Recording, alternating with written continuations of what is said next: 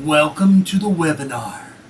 This week's topic, Multiversexuality or Borrowing Erotic Responses from One's Parallel Sexual Selves. This is specialist ecstatic trance work for martial, meditative, marital, erotic, sensual, and other means. Not sure what that means? Well, stick around and let's find out together.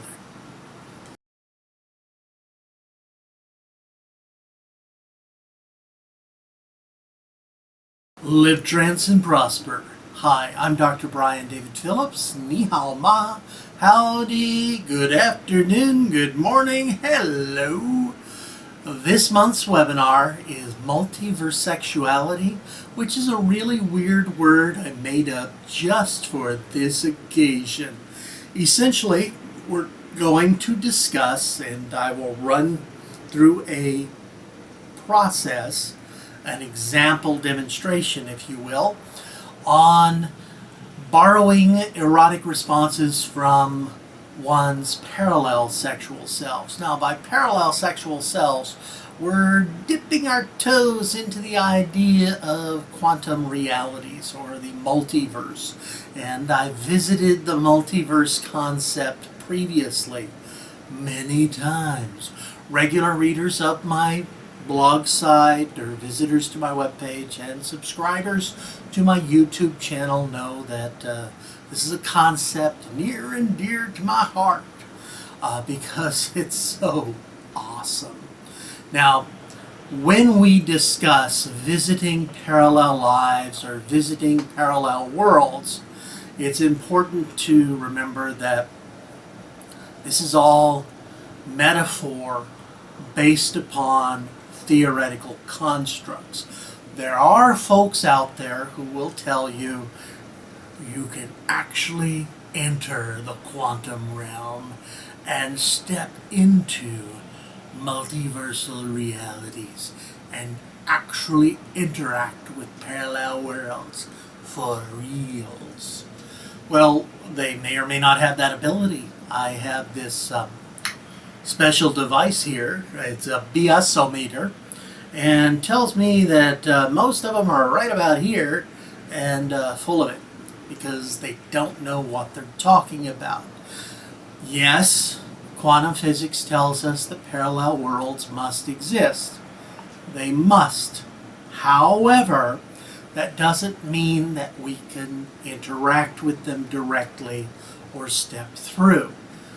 We know that worlds or multiverses do interact, and a recent study has indeed shown that when two of these bubble universes touch, they leave residue.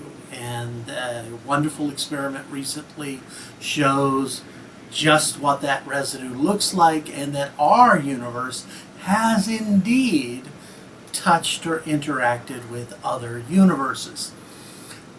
That's at the theoretical level, okay? It's at the proven level for that particular experiment, but it needs to have a lot more done with it. And just because we can show at the quantum level that such interaction has occurred, it doesn't mean that we can physically step through yet. The time tunnel or the Stargate isn't quite built yet. Keyword, yet. However, it's an interesting concept and is useful. Now, I know some folks are familiar with my other work with the CULT, and you say, but dude, you do sathing, and dude, don't sathers travel through the 9 realms? Yes, we do. And some sathing practitioners believe that they are physically entering another realm and visiting the gods and the giants and all that. I tend to err on the side of caution in that respect and work with metaphor. extremely realized metaphor, absolutely, but metaphor or unconscious drives and constructs nonetheless. It doesn't mean it's useful. It's extremely useful. And multiversexuality is a way that we can use this sort of thing. Now, when I named this webinar Multiversexuality, it's because I was focusing on erotic responses for this particular webinar. This week we're going to be dealing with those sort of things. However, the process itself can be used for lots of things. It's essentially going through your resources and tweaking things so that your unconscious is connected to certain responses a little more than previously. It's allowing yourself to realize that you can accomplish your goals. Doesn't mean that you can magically do things, although maybe you can magically do things. I don't know that. But I can state that this particular process that we're going to go through today is very, very useful and very, very helpful. And for the specific application of erotic responses, it can be extremely helpful to folks. And so I strongly encourage folks to learn it. Now, those of you who are watching this particular broadcast live on YouTube right now, you may have noticed that I'm a little bit off center. Actually, if you're watching it later, you also notice I'm a little off center, and that's because I've got two cameras going. I've got this camera for my YouTube channel, and then I've got this camera for everybody else. Essentially, Google's Hangout system, it will broadcast, but the recordings we have found, every time I've done this, we found that the recordings kind of suck, and so I'll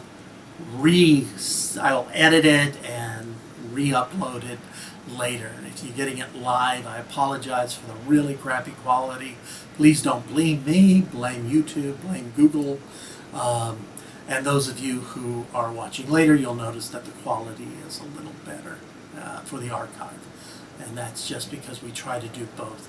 Sometimes the recordings don't come out very well, and that's one of the advantages of just attending live, to make sure. And also, if you're attending live, you will notice that we have a comment tracker. So if you go to the page for this particular event, and you just type real quick, I'm going to type real quick, type comments, and hopefully I will see them and can respond.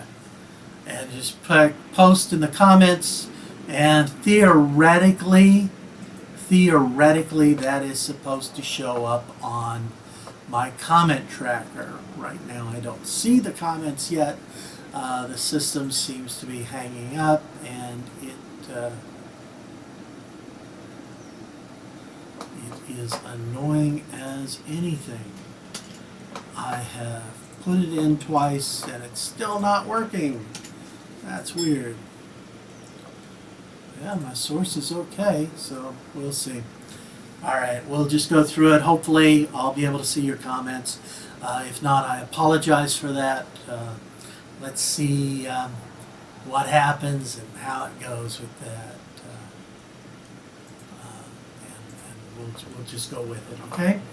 Now, when we talk about things like multiversexuality, what are we really getting into? Those of you familiar with multiverse theory know essentially what it is. It's the stuff of science fiction. The idea that there are parallel worlds. Alright, so you got up today, whatever time today is for you. For me right now, it's about 10:15 in the morning in beautiful Taipei, Taiwan. Okay, in Taipei, Taiwan. Beautiful is relative depending upon the day, and I haven't been outside today, so I don't know. But I got up and I decided to wear this shirt and this undershirt and my awesome Inanna Ishtar medallion because it's my favorite. And I was getting prepared for this webinar. All right, so what about another? I could have made a choice instead of getting up on time and being ready for you folks. I could have just lay in bed and said, screw it.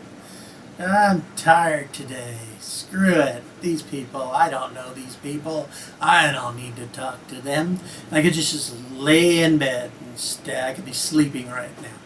Well, in the idea of the multiverse or quantum realities, there is a universe where that's what I did, and another universe where I did some other thing. And there's a universe where my parents never met. What a sad, empty world that would be. And there's a universe where the dinosaurs didn't go extinct, and the velociraptors are intelligent and going to the stars now. Or their descendants, rather. Hyper-intelligent descendants, or a world where the dinosaurs didn't even evolve. The extinction event that led to their adaptations didn't happen, or other things happened. A world where the American Civil War was fought over different issues, and the South actually won. The Confederacy is now there. Or a world where Hitler's parents didn't meet. This idea that there are an infinite number of worlds out there, an infinite number of possibilities, and because of the way the universe works, anything you can imagine is out there. It probably, anything possible is probable, and has and is occurring, both within this universe and within the multiverse. Now, if that's so, those of you familiar with hypnotic timeline work understand the idea of possible futures. In timeline work, we often use an idea that your past is behind you. Hello, past, I'm behind you.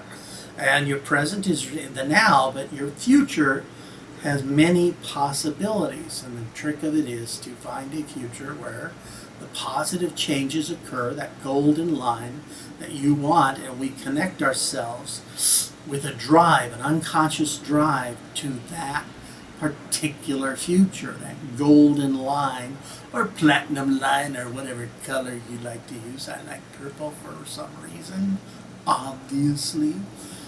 So that amethyst line, the golden purple line of happiness and success or whatever, we connect to it. Well, with multiverses, each choice we have creates not just possible timelines, but actual timelines and actual universes.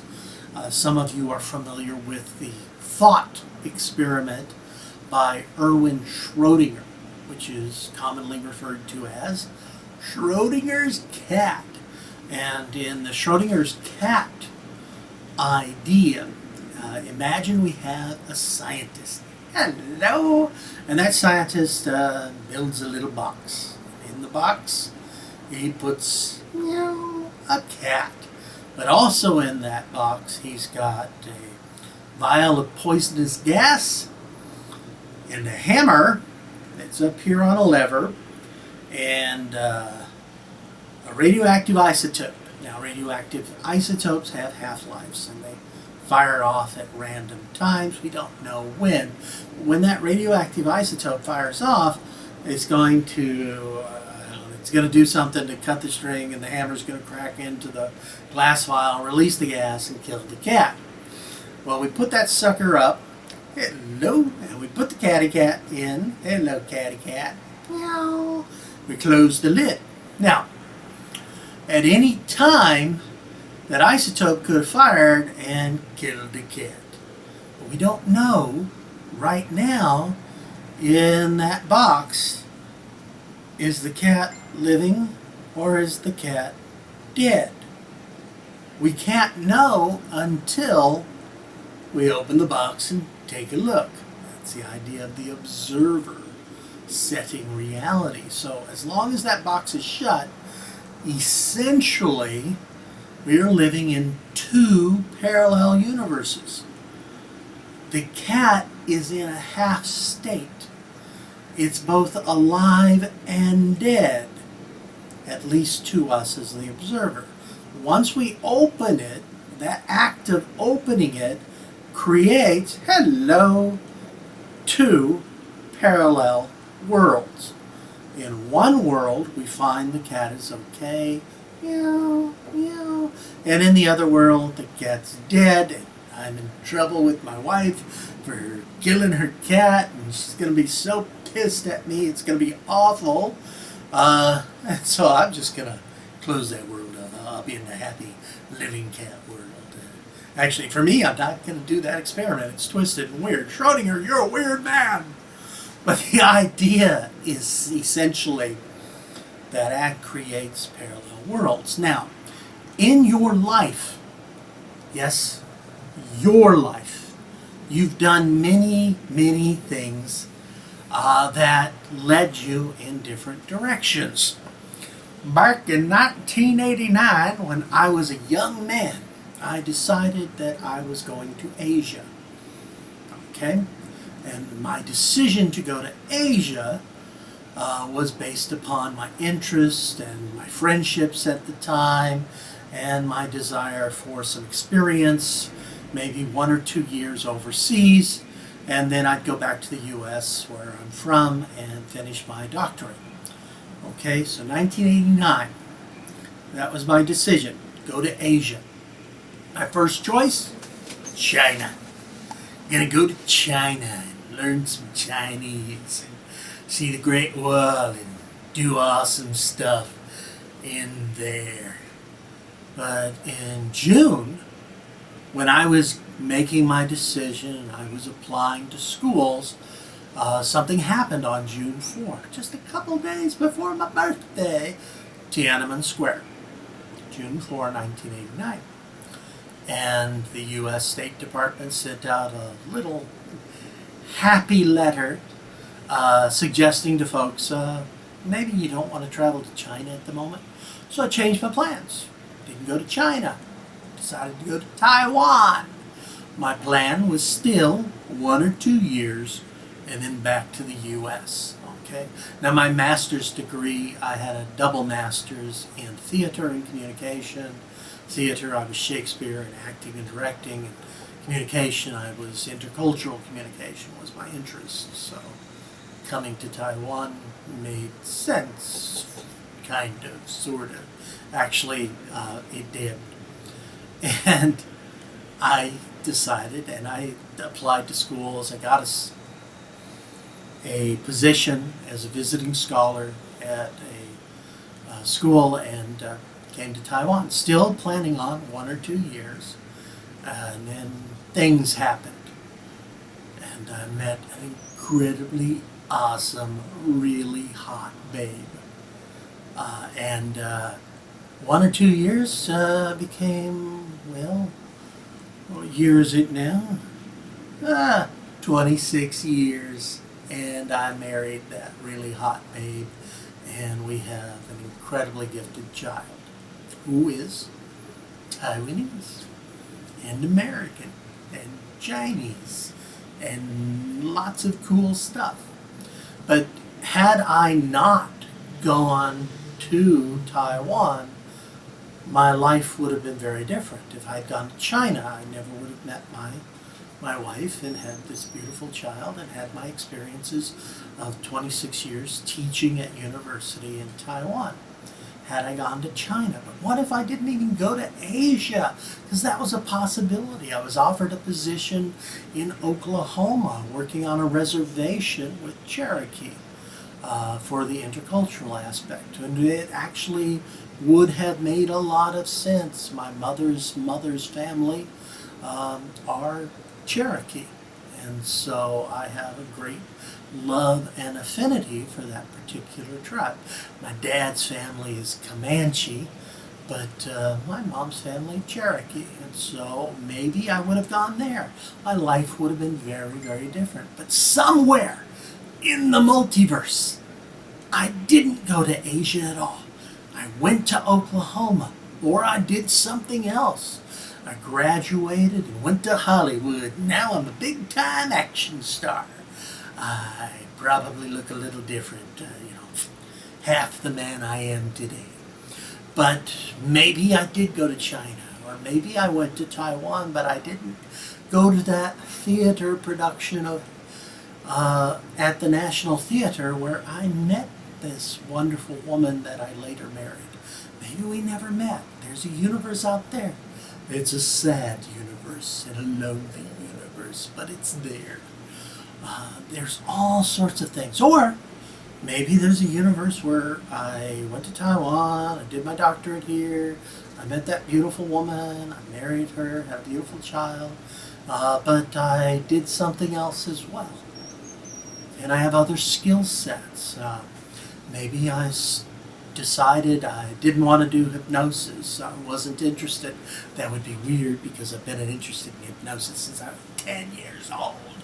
But maybe, just maybe, or maybe I started doing more work with the church.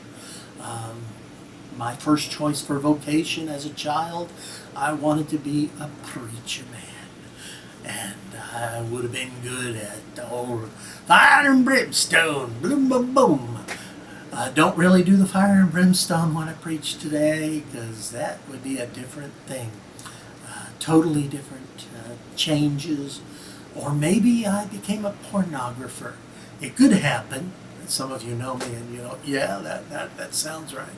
Or maybe I did this or that. And the same thing for you. Your life has all these things that happen, all these changes, all these shifts. And just maybe somewhere out there, there's a you who's not so far apart. Okay, it's not like you joined the Nazi party or you decided to become a founder of your local town's gay pride parade, but something else happened, or you're just a little bit different. And we all have skill sets where if I'd worked just a little more, well, you know what? Maybe you did. You worked a little more. Or you did something a little different, and you've got skill sets or value sets or resources in your unconscious that aren't as readily available to you in this universe. However, using the multiversal concepts, we can play with this. Now, some of you are already familiar with the idea of using trance work to enter parallel lives. Okay, there's a couple books on it. Some of them are readable. Some of them are the opposite of not nonsense. But the concept is pretty clear. An unconscious metaphor for accessing resources that are not as readily available through the metaphor of the parallel life. Now, some of these folks who write about parallel lives, they seem to think that they're actually entering other universes. More power to them. Not quite there on the factuality scale yet, but it's a beautiful metaphor. And if it works for them, fine. Go for it. Because honestly, if you believe it's a metaphor, it's a metaphor. If you believe it's a fact, it's a metaphor. And it still works. So, believe what you like, use the method, use the process. That's similar to when I teach psychic hypnosis or metaphysical hypnosis. I like to look at classic traditional patterns and concepts and ideas and tweak them as what's the core concept process and how can I apply it today without the baggage of faith. Don't get me wrong, faith is wonderful. I have my own. Some of you are familiar with that, the 9 realms and all that wonderful stuff. But you don't need that baggage to be successful. So you can be an agnostic, you can be an atheist, you can be a scientist, you can be a metaphysician. It doesn't matter. Use the process and use it well. Some of you are quite familiar with this in terms of the mirror work in my erotica trance basic set on erotic hypnosis, the first certification program that I taught in Los Angeles. We do have videos available of that. One of the processes I used is the mirror process, where you look through a mirror, and it's a multiversal mirror. Although it isn't called that in that particular piece, it's just looking in a mirror and seeing yourself in different ways and then attaching to the one that works.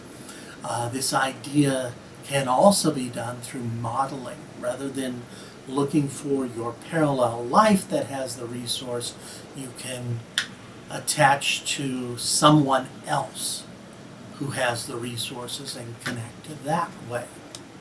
And I did that kind of process in that same recording for those with an interest. Now, today we're going to play with multiversexuality, and essentially I'd like you to think about a erotic response set that you'd like to play with, whether just to be more active sexual or sexual technique. In one of my courses, I worked with a young man on his ability to last in sexual encounters. He had a tendency to get a little more excited than he wanted to get. Well, everybody wants to get excited, but he would get overloaded and finish earlier than anticipated. And so the resource he worked with was staying power. So it would be something like that. Or it could be a sexual skill. I've worked with young women who, well, I've worked with middle-aged women and older women. I've worked with a lot of women who wanted to learn how to perform fellatio better. Because that's the way to a man's heart is through his stomach. Yeah, go with that. But you know what? Fellatio will get you there faster. But there's some folks who are really good at fellatio, they're just naturally gifted. And some folks who aren't. Same thing goes for men learning cunnilingus or analingus or just any kind of lingus or process or practice. And we can learn through modeling others.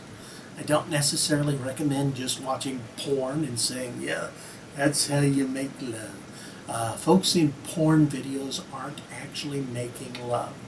They're having sex. And I strongly encourage folks who have sex to put in an emotional component in there and make love. Nothing wrong with having sex. I have sex. I enjoy it a lot. More than humans probably are supposed to. But I also quite enjoy making love. And I probably enjoy making love a hell of a lot more than just having sex. And yes, you can have sex with someone you love. But I don't recommend making love to someone you don't love. I'm not even sure. But either way, you can work on those physical skill sets. You can also work on your emotional responses. You want to be more open to your partner, more sensually responsive to them. And so if you would, you simply imagine, either you can imagine someone who you can model. Raw technique, porn is great, but making love, you want to think about others who are responsive, or just a general concept. Some people have constructs in their imagination about certain actors. Mae West, is very open sexually. Valentino very in touch with communicating with women, that sort of thing.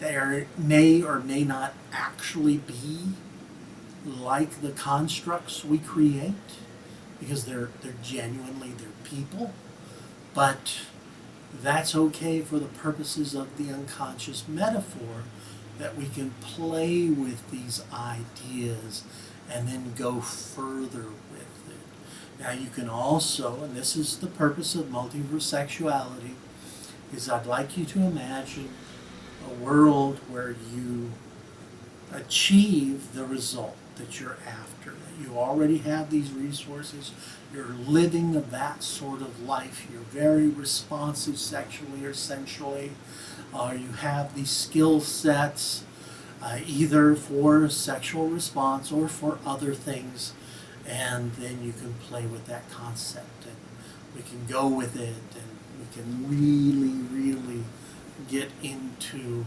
our response set and play around with it. And I'm going to guide you through an example of that.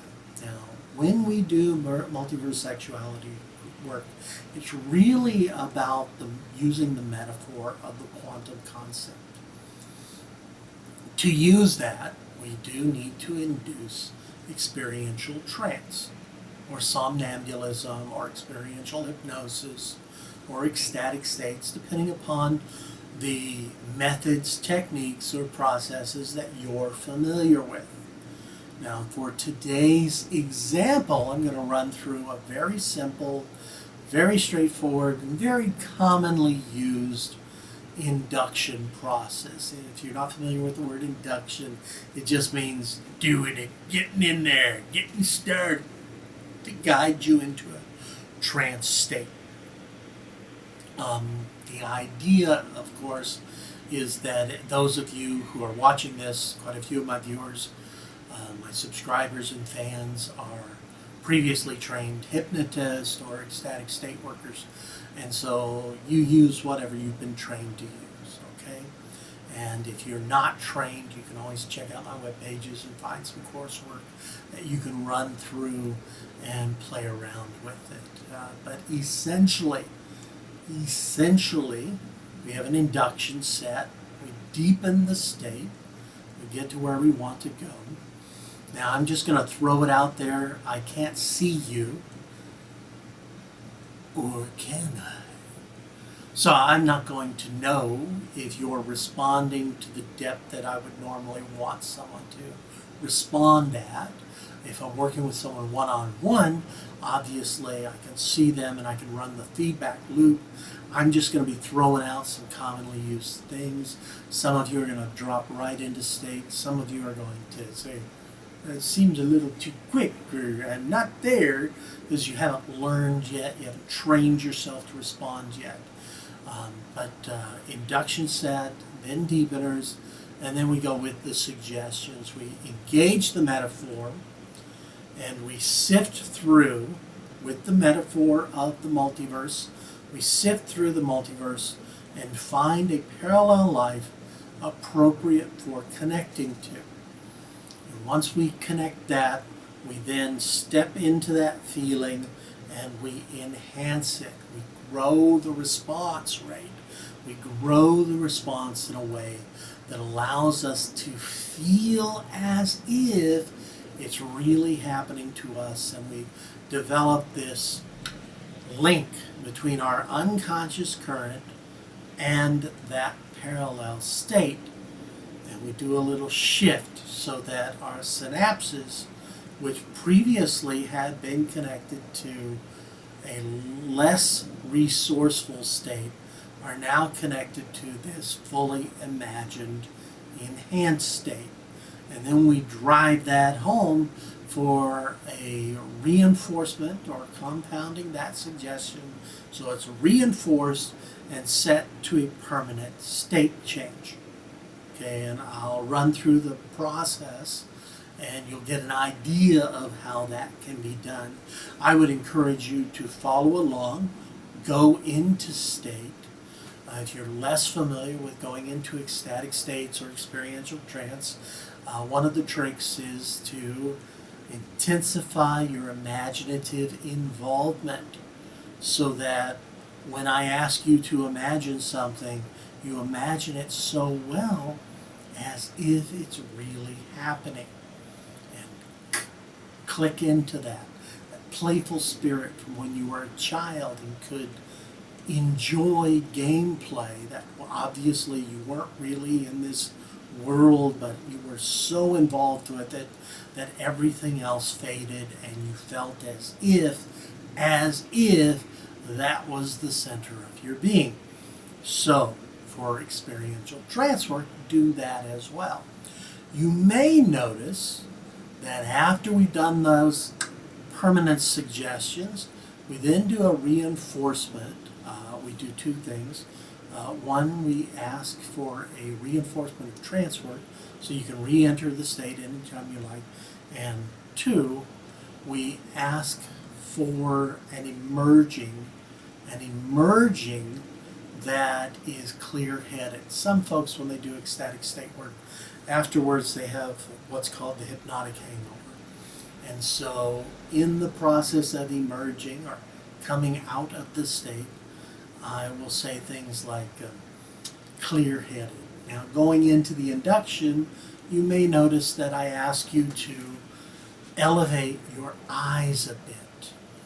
You don't have to do this for trance work, but there's a reason I ask folks to look at a place high on the wall or ceiling. Okay, so I don't move my head, but I look up. And I look up, not zombie eyes. I'm not trying to roll my eyeballs back all the way. I just want to look up so there's a spot where there's tension in my eyeballs. So my head doesn't move up. It's remaining and I'm looking up a bit. Now there's a reason for that. If you've studied with me for hypnosis or other types of trance work, and those who have worked with me with the church, you know that sacred positions through most of humanity's cultural history, we've had sacred positions. There are certain positions that are conducive to guiding folks or aiding folks in entering a trance state.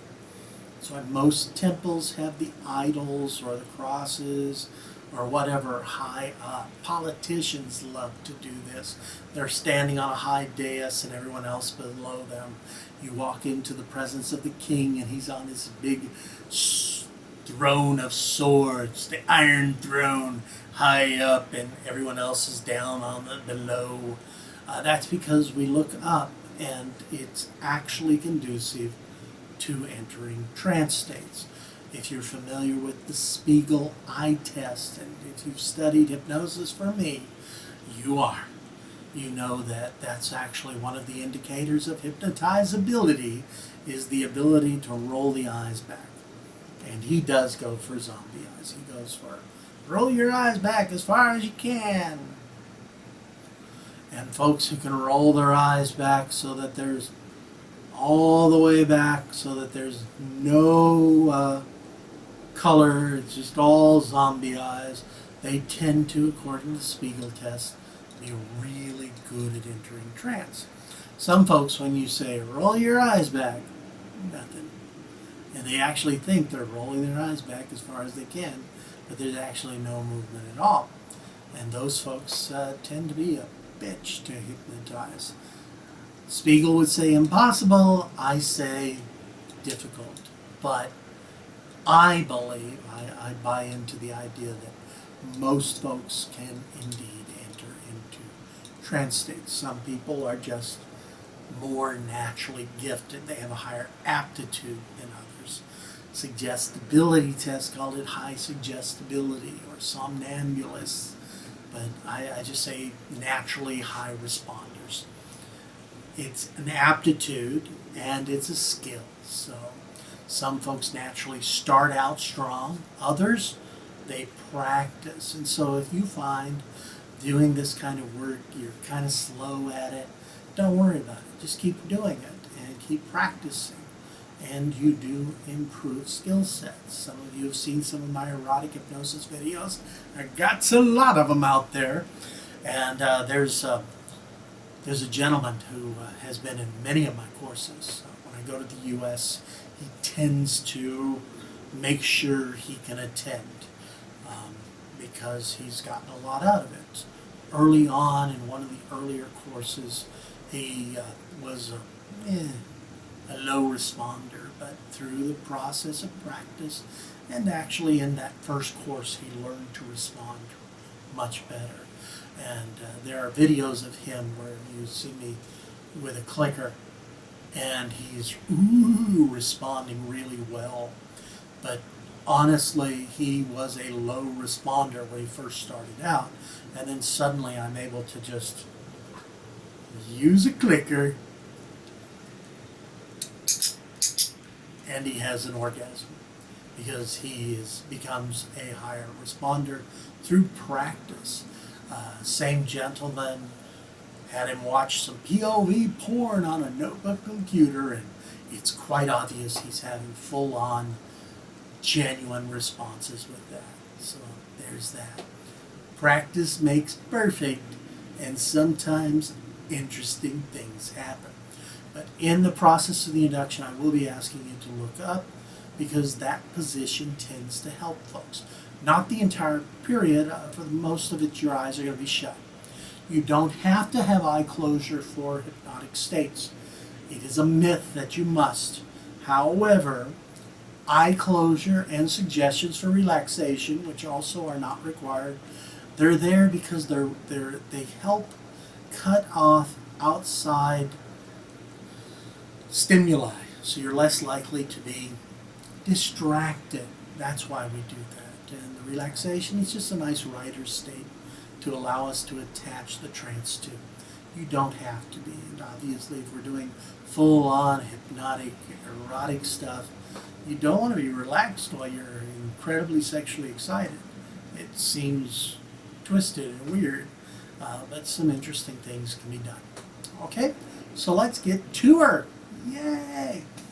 If you would, sit in a comfortable position, or stand in a comfortable position, or lie down in a comfortable position. If you're listening to this as a recording or live, while driving a car, riding a motorcycle, or running a marathon, I don't recommend going through the process. That would be the opposite of not smart. No, that would be dumb. My English, they are so good today. Don't be an idiot. So don't do this while driving a car. Alright, sit in a comfortable position or lie down. That's nice. You can do that too. And I'd like you to pick a spot high on the wall or on the ceiling where you're looking up. Not so much to put a lot of strain on your eyes, just a little bit of strain. And just keep looking at that spot. Now breathe in. Breathe out. Relax. Keep looking at that spot. Breathe in. Breathe out. Relax. Continue looking at that spot. Breathing in. Breathing out. Relaxing. Every breath out, just relax. Breathing in. Breathing out, relax. Deep, deeper, deeply relax. One more deep breath in. All the way in. Hold it for a moment. Breathe out. Close your eyes and relax. And tell yourself your whole body just relaxes. Breathing in. Breathing out. And relaxing. You can stop looking at that spot. Let your eyes close and just relax. And tell yourself every time you breathe out, you relax more and more. Breathing in,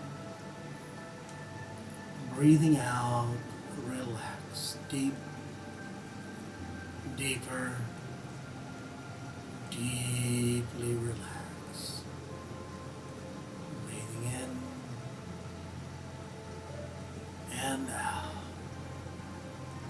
Now in a moment, I will count from 5 to 1. With each number I say, just allow yourself to relax even more deeply. 5, deeper relax. Continue breathing every breath out, just relaxing more and more. 4, deeper relax. 3, even deeper. Deep, deeper, deeply relax. 2, that's right. Just relax even deeper. And 1, all the way down. Deep, deeper, deeply relax. Breathing in and out. Relax. Deep, deeper, deeply relax. Tell yourself every breath out, you can relax even deeper, even more deeply, deeply relaxed. Breathing and relaxing all the way down. That's right. You're doing perfectly. I'd like you to imagine you are in a gray room, just a room. And in that room you see a control dais and you see an archway. Now the archway could be all sci-fi, clean, and buttons and flashing lights, or it could look ancient like a dais in the city on the edge of tomorrow, or it could be some other stone archway, ancient and mysterious. I don't know how your imagination sees the controls and the gateway, the archway, but you do. And imagine that you can move the control dial, shifting your view through the gateway as if examining a mirror. And that mirror reflects you. You look slightly different, slightly changed based upon other experiences. And so there you are this morning. You chose a different shirt or dress or outfit. And here you are in another universal, multiversal self, that parallel self, wearing the same clothes you're wearing now, or none at all, and yet different, perhaps standing a little straighter, obviously with more confidence or value sets. I'd like you to slowly begin turning the dial as you begin shifting through these parallel lives, and each one you feel a connection to, as if, yes, I feel that person's resources. I feel my experiences in that parallel life. Till you get to the one, there it is, right there, that has the resources you seek for erotic response, or erotic technique, or skill competence. But that person, connect to them. And through the gateway, go ahead and connect your eyes. Look into that you. Eyes. Your eyes. Look into your own eyes as the parallel self and feel an emotion connection, an emotional connection. Feel an emotional connection with that person, that you, that parallel self, and feel as you breathe in and that person breathes in with you, as if you're breathing in that person's resources and feelings, emotions, and connection in a positive way that grounds you to that connection, so that you feel the erotic skills or erotic competence or erotic sensations that person has. And go ahead and allow yourself to feel that connection as that person begins doing the sort of activities you wish to feel that connection with, that competence or response, that sensual sensation. And notice as we shift and we feel the sensations in your body, feel it now as that person begins exhibiting the erotic, the sensual, the wonderfully sexual competence and erotic response. I'm going to go ahead and move the rheostat, that is, move the slider on the control panel so that you feel that even more intensely. And you can move that slider as well to feel it even more powerfully in your body, in your mind, in your spirit. And feel that connection, that wonderful connection with that parallel self, having that parallel activity, parallel response, that erotic sensation or skill set. And go ahead and feel that sensation even more powerfully as I move the second slider even more powerfully. That's right. Feel that sensation now. Now feel that sensation, feel that connection, feel the resource deeply within yourself. And notice something very interesting. There is a counter knob on the control panel. And in a moment, I'm going to move it from 1 to 5. And each number, double that sensation, that connection with that parallel self, the resources, the sensations, the feelings, the competencies. And each number I click, it becomes double the sensations. So 1 is double what you have right now. 2 is double 1. 3 is double 2. 4 is double 3. And 5 is double 4.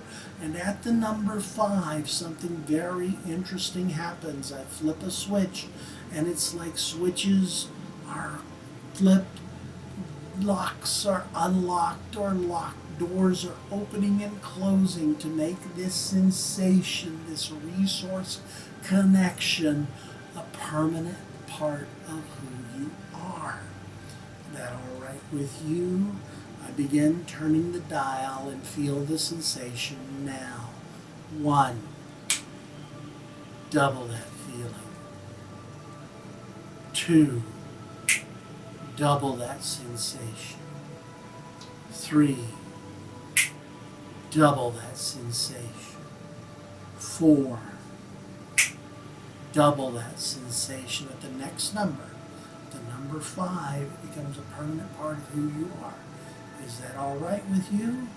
And if so, 5, the switch flips. Feel it in your body. Feel it in your mind. Feel it in your spirit as this connection to this resource and sensation becomes a permanent part of who you are. And now, relax. Deeper, deeply relax.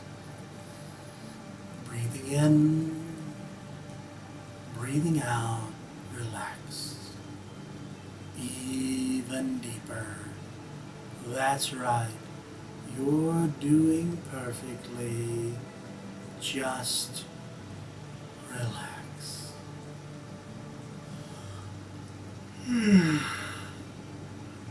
And relax.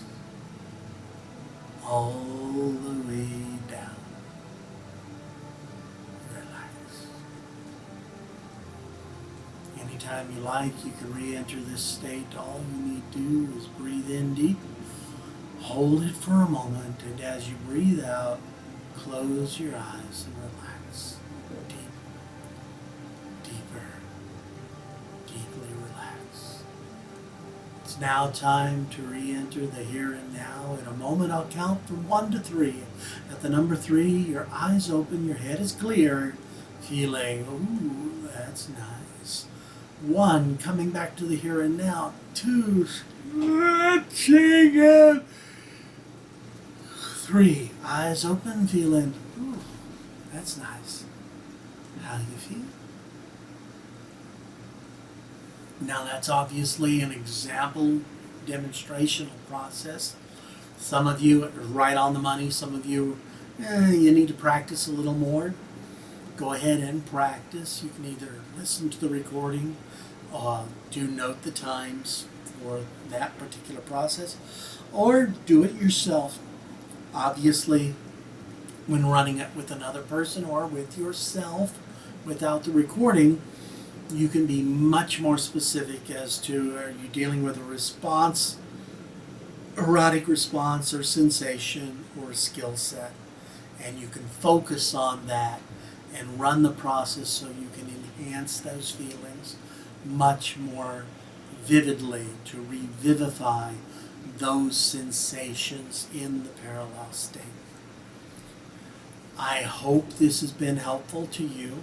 Some of you I hope to see September 5 and 6, 2015 in Sydney, Australia for the Sensual Mind Ecstatic, and you'll be learning a lot more than just this process and experiencing it.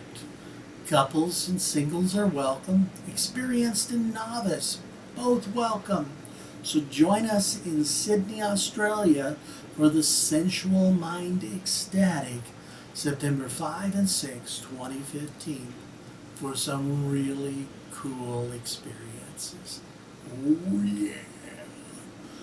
I hope this webinar has been helpful to you.